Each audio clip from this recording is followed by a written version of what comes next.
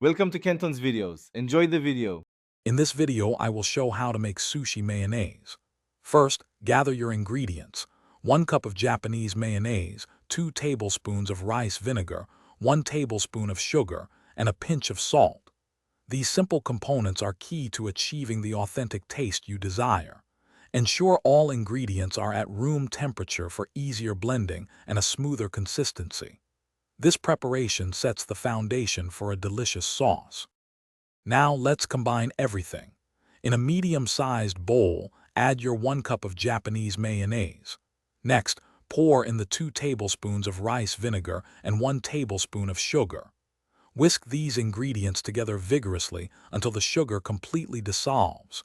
This step is crucial for a smooth, uniform sauce without any grainy texture. Keep whisking until the mixture is perfectly emulsified and creamy. Once blended, it's time to taste and adjust. Take a small spoonful and check the balance of sweet and tangy flavors.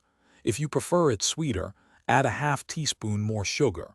For more tang, add another half teaspoon of rice vinegar. A tiny pinch of salt can also brighten the flavors. Store your freshly made sushi mayonnaise in an airtight container in the refrigerator for up to 1 week. It's best when fresh.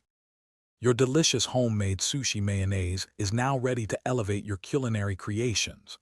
Drizzle it generously over your favorite sushi rolls, like spicy tuna or California rolls, for an extra layer of creamy flavor.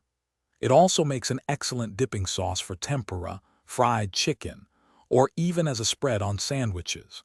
For more great tips and deals, including a book that can truly change how you think about money, check out the description below. Enjoy your perfect sushi mayonnaise. Thanks for watching. Consider subscribing if we helped you.